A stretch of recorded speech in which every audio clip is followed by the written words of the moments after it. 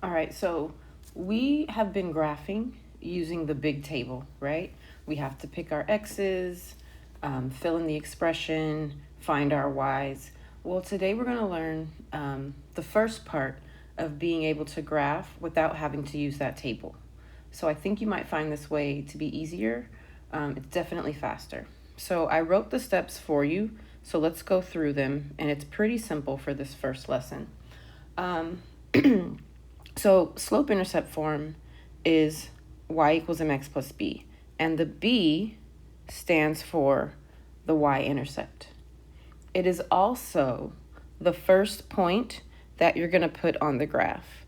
So this is what's really important for us, is that is the first point we're putting on the graph. So how do I know where the y-intercept is? What we're going to do is we're going to write slope-intercept form, y equals mx plus b, under the equation that's given.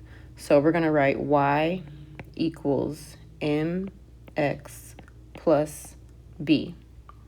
And then we're going to draw an arrow from b to the actual number in the equation. So b equals 4, which means our y-intercept is 4. It's that simple. Now we're going to put that on the graph.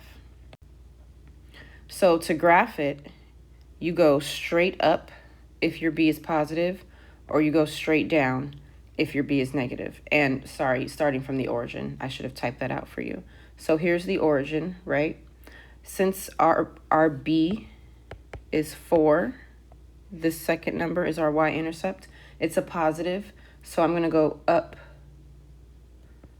and here is my y-intercept. Just that point. You don't need the other stuff.